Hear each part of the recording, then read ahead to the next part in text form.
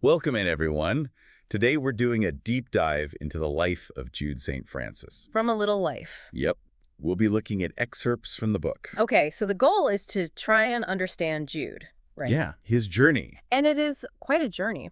The way this book is structured, it's not like a typical novel, you know? Right. It's not chronological. Exactly. It's more like we're getting these glimpses, these snapshots into different points of his life. Like trying to piece together a puzzle. Exactly, a puzzle.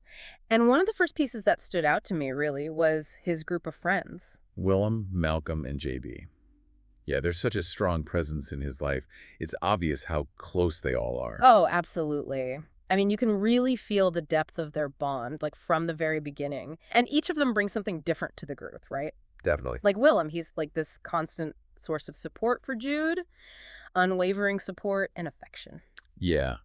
There's that scene, I think it's at a party, where JB is criticizing Malcolm's work. Oh, yeah, about his architectural designs. And it's kind of brutal, honestly. Yeah. And then Willem just steps in, defends him, no hesitation. It's a small moment, but it really shows how they all look out for each other, how loyal they are, even when they don't see eye to eye. But I did notice, even with this amazing support system, there's tension, especially between Jude and JB. Yeah, for sure. Like all those great conversations they used to have as a group, they become less and less. It's more like they're hanging out in twos or threes. Right. There's a shift. The book never actually tells us exactly what caused the rift between them.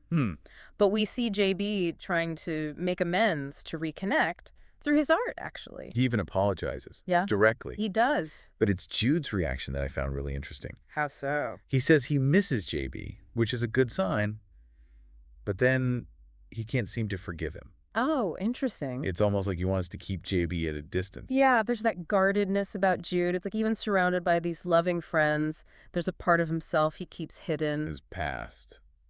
It's a mystery. Right. And he's incredibly reluctant to share it. I mean, his friends notice, right? There's that scene where they confront him about the scars on his legs. Right. And he just shuts down completely. Doesn't answer their question. It's like he's built a wall around himself to protect himself. And it frustrates his friends. They want to help, but he won't let them in. Yeah. And when we do get glimpses into his past, it's all very fragmented and ambiguous. Like with this figure, Brother Luke. Yes. He seems like he was a positive influence at first. Did you get that impression? Introducing Jude to literature, music, even gardening.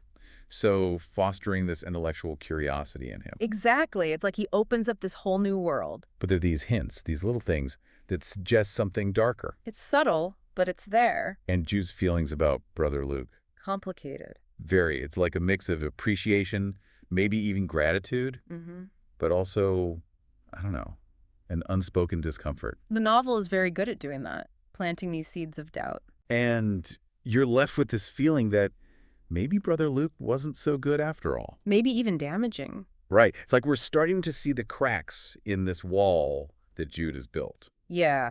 Like his past wasn't just difficult, but actually traumatic. In ways he's not ready to face. Exactly. And the author is so skillful, we get just enough information to make us curious, but not the full picture. It's very effective. It keeps you hooked, wanting to learn more. Definitely. And speaking of his past, we have to talk about his traumatic experiences. The abuse. Yes. And it's tough to read about, honestly. The abuse he suffers. It's depicted in a number of different settings. There's the foster home, Dr. Traylor's house. And during his time with Brother Luke, too. Right. And the novel doesn't shy away from the severity of these experiences either, or the impact they have on Jude. It makes you confront this very real issue of child abuse. I remember that scene where Jude is hiding from Roger. In the science lab. Yeah. Yeah. Roger's one of the abusers from the foster home. Yeah, that's right. Jude's just a kid at that point. Yeah. But he's incredibly resourceful. Desperate to get away. Yeah. And you see that same resourcefulness later on with Dr. Traylor. The fire poker incident. Oh, yes. Shows how he was always on guard, trying to protect himself. Always trying to survive. It's clear these experiences left scars on him. Physical and emotional. Deep scars. They're a part of who he is. And they're woven into everything. How he acts, how he interacts with people, his inability to trust. Even with all the love surrounding him. Especially the love. It makes you wonder how he even functions with all that pain. Right, like he's fighting this invisible battle, carrying all that weight from his past. You're right. Like there are two Judes, the successful lawyer everyone sees, And then this wounded child, still trapped by his past. That's a good way to put it. And that duality is what makes his story so interesting. We see him trying to build a life for himself. He's got these people who genuinely care about him. But he's always holding back, unable to fully let go and be happy. Because of the past. Oh. Always. Exactly. And that struggle really comes through in his relationships, too. Trying to navigate love and trust, all while fighting these demons from his past. His relationship with Caleb, for example. It seems normal at first. Right. But then, you see how dark it gets. There's this cruelty there that's hard to read about. It's a stark contrast to the love he receives from Willem. That's very intentional. Definitely. And what's striking is how Caleb uses Jude's limp against him. Oh, absolutely. As a way to shame him, to hurt him. Yeah, it's awful. And it shows how societal prejudices, even ableism, can creep into our most intimate relationships. It can be so insidious, even from someone who claims to love you. It makes you think about how hard it must be for Jude to exist in a world that sees his body, a body that's been through so much, as somehow flawed. Right. As if it's wrong. It speaks to this internalized shame that many survivors carry, and how it impacts their sense of self-worth. It makes sense then why intimacy is so difficult for him. Absolutely. He's afraid to let anyone in. Afraid they'll see his scars, both physical and emotional, and reject him. Like with Caleb. Exactly. And those fears are only compounded by what he went through with Brother Luke. It wasn't just physical abuse, but that psychological manipulation too. It leaves him with this deep mistrust of any kind of closeness. Brother Luke took something that could have been positive for Jude, his love of learning, and turned it into a way to control him, to abuse him. Exactly. It shows how abusers can manipulate, can exploit vulnerabilities, using things that should be good, like shared interests, as a way to gain power. It's really insidious. And you see how it continues to affect Jude even years later. Even with Willem, who clearly loves and supports him, he can't let go of that past trauma. It makes you wonder how much damage has been done. Can he ever truly overcome that and find healing? It's a question that lingers, for sure. I'm eager to see how his journey unfolds, to see if he can break free from that past and embrace a brighter future. And that's what makes this novel so captivating. It's not just a story about trauma and abuse. It's about the resilience of the human spirit, the power of love and connection. It really makes you reflect, doesn't it? On your own life, your own experiences, and how you've dealt with challenges, sought healing. It's a story that stays with you long after you finished reading it. It really does stay with you. And one of the things that struck me was how those traumatic experiences, they kind of manifest in Jude's present, you know? Definitely. Not just in his relationships, but in how he sees himself, how he interacts with the world. It's like his past created this belief. Yeah. That he's not worthy of love. Yeah. That he's broken somehow. Yes, and it's so pervasive, this belief system. It affects everything, how he sees things, the choices he makes, even when he's surrounded by people who clearly love him. There's that scene where Willem asks him if he ever feels lonely. Oh, yeah. And Jude, he just avoids the question. Classic Jude. It says a lot about how uncomfortable he is, with acknowledging his needs, his desires. That avoidance, it's like a coping mechanism. If he doesn't acknowledge his needs, then he can't be rejected, right? Yeah. Can't be disappointed. It's like he's trying to shrink himself, to become invisible so people won't notice his pain. Exactly. And the novel portrays that so well, physically even. Remember how he describes detaching from his body during the abuse? Oh, yeah. Like he's an observer, not a participant. Chilling. To think a child had to develop those kinds of coping mechanisms just to survive. It really shows the impact of trauma. Right. Especially on a developing brain, and the lasting effects it can have on your sense of self, your ability to connect with others. And you have to wonder how much of that dissociation is still with him as an adult. Even with Willem, who clearly loves him, there's this sense that Jude is holding back. Never fully letting himself be vulnerable. He's built up these walls around his heart, convinced that intimacy only leads to pain. Abandonment. Right.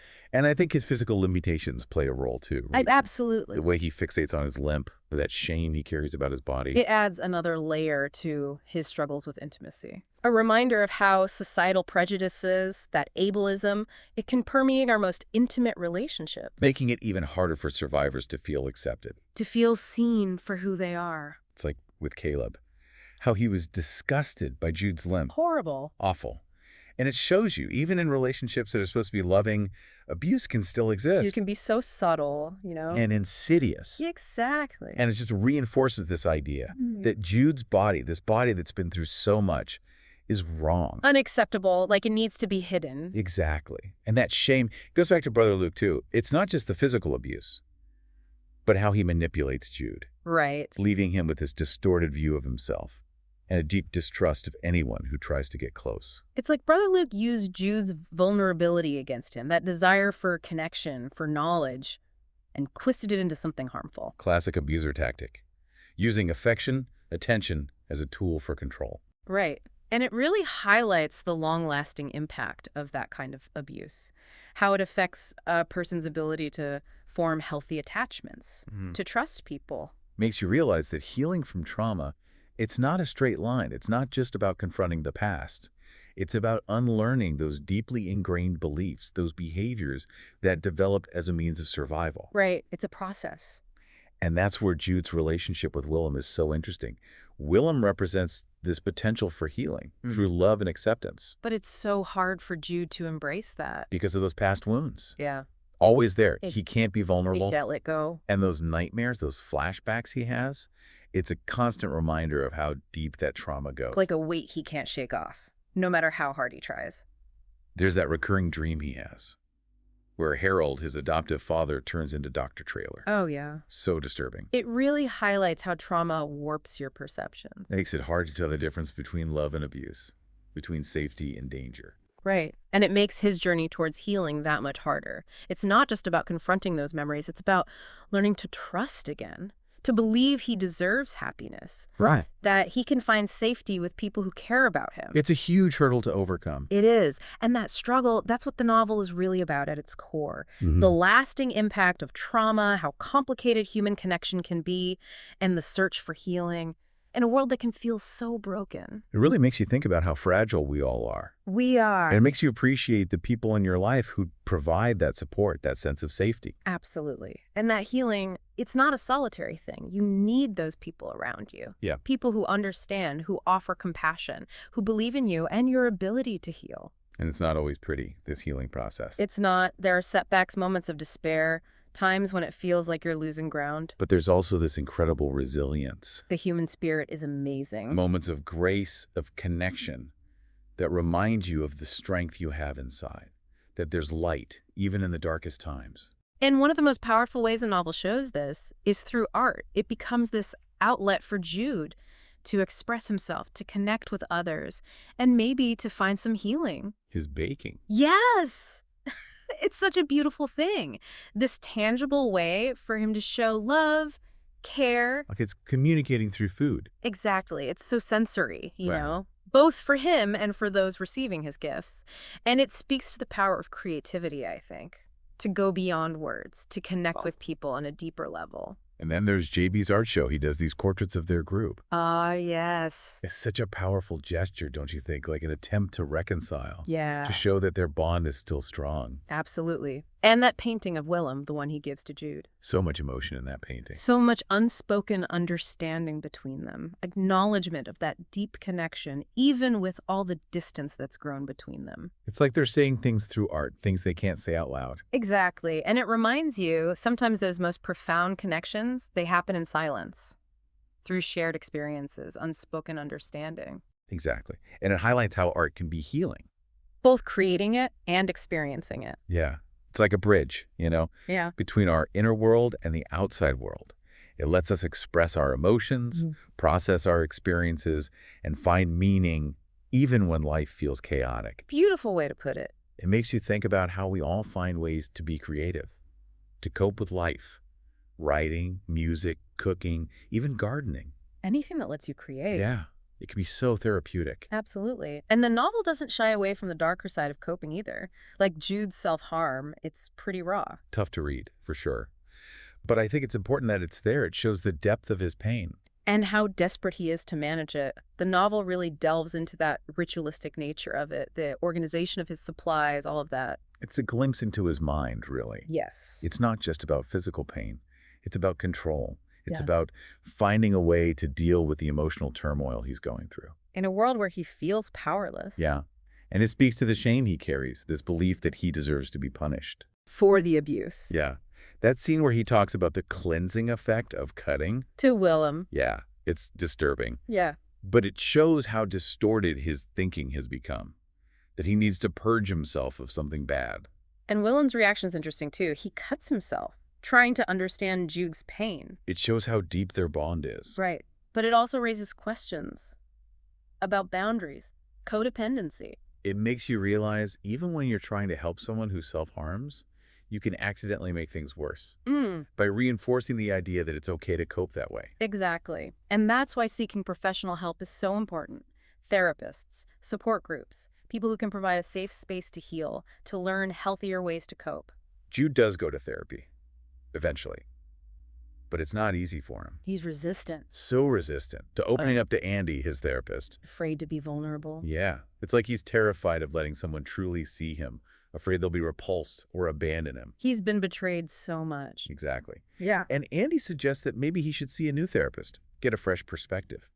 And Jude, he freaks out. It triggers all those anxiety. All that fear of rejection, like it's proof he's a failure. Yeah. That he's too broken to be fixed. And Andy handles it well. He's empathetic, understanding. It shows that therapy isn't always about answers, you know? It's about creating that safe space for exploration, for processing, for growth. A journey. Yes. It's a good reminder that healing, it's not a destination, it's a journey. And it's a messy one with lots of ups and downs. But it's worth it because it offers freedom from the past, the chance to create a life that's more fulfilling, more authentically you. And as we've been talking about, Jude, one thing that keeps coming up is resilience. How do we find the strength to keep going, to keep fighting for ourselves when it feels like the world is against us? It's a big question, and I think the novel explores it in a lot of different ways. We see Jude's resilience in his survival, his drive to succeed, his capacity for love despite all the pain. But we also see the limits of resilience, how trauma can still affect him, his choices, his happiness, his relationships. And that's the challenge, I think, for us as readers, recognizing how complex resilience is, understanding that it's not about being invincible.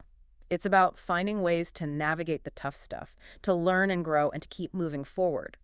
Even when it feels impossible. Exactly. It makes you think about your own life, your own struggles, and how you've built resilience. What helped you? Who supported you? What helped you find peace, even when things were hard? Good questions. Yeah. And as you think about those things, think about this too. How can we help others build resilience, especially those who've been through trauma or hardship? How can we create a world where people like Jude feel supported, feel empowered to heal? A more compassionate world. Yes. I think that's a great place to leave it for today. Thanks for joining me for this deep dive into A Little Life. It's been an incredible conversation. My pleasure. You know, it's interesting how the novel portrays healing. It's not like a straight line with a clear ending. Not at all. It's messy. And it goes in circles. And it's full of contradictions. Absolutely. And that's what makes Jude's journey so relatable, right? He has these moments of real connection, of joy even. Right. But at the same time, he's fighting against these deeply ingrained patterns, the self-sabotage. Like he's being pulled in two opposite directions. Exactly. Towards healing, but also towards that familiar pain. And I think that tension is what makes his story so compelling, so human. And it raises a question for us as readers. What's that? What role does choice play in all of this? In healing, I mean. That's a good question. Because on one hand, he's been shaped by these external forces. The abuse, the neglect, the prejudice he's faced. Right. But then there's this internal struggle too. Like he's making choices that keep him stuck. Even when he has love and support around him. Exactly. Like when he decides to leave his job as a prosecutor. Oh, yeah. A job he was good at that gave him purpose.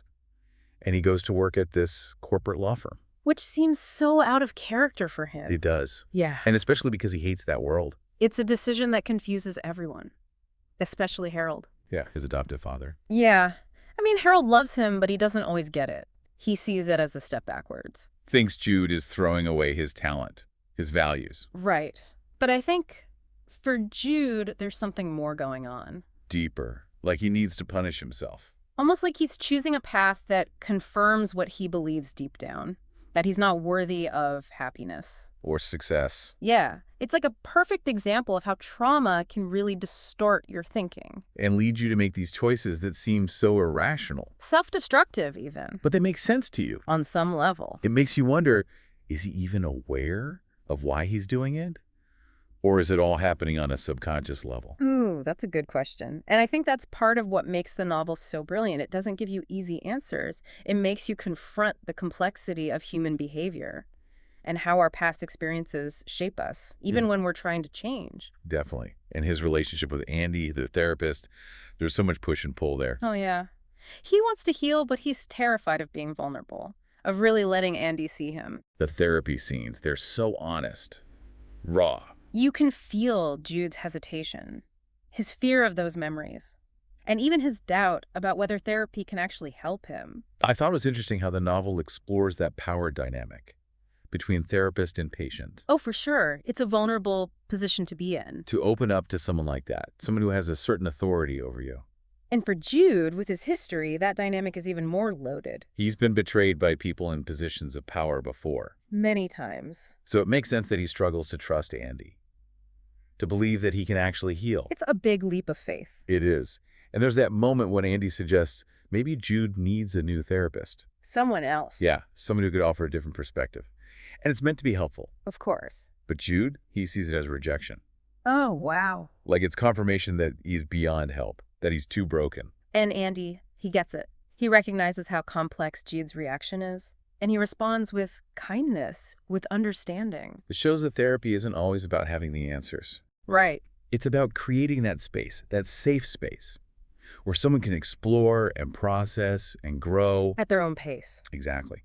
It's a reminder that healing, it's a journey, not a destination. And it's not always easy. It's unpredictable, full of twists and turns. But it's a journey worth taking because it offers freedom from that pain of the past and the chance to create a life that's truly yours. And as we've been talking about all this, about Jude's life, this idea of resilience keeps coming up. Resilience. How do we find the strength to keep going, to keep fighting, even when it feels like everything is against us? That's the big question, isn't it? And the novel tackles it on so many levels.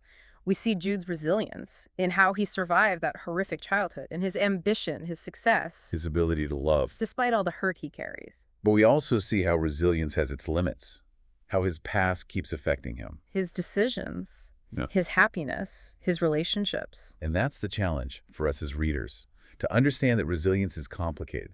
It's not about being invincible.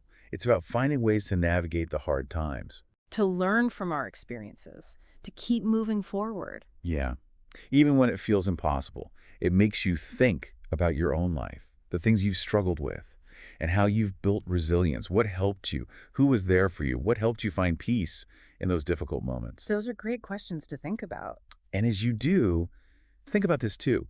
How can we help others be more resilient? Especially people who've experienced trauma or hardship. Yeah. How do we create a world that's more compassionate, more supportive, a world where people like Jude feel safe, feel empowered to heal? That's what we should all be striving for. Absolutely. Well, I think that's a perfect note to end on. Thank you so much for joining me for this deep dive into A Little Life. It's been a really powerful conversation. Thank you for having me. It's been a pleasure.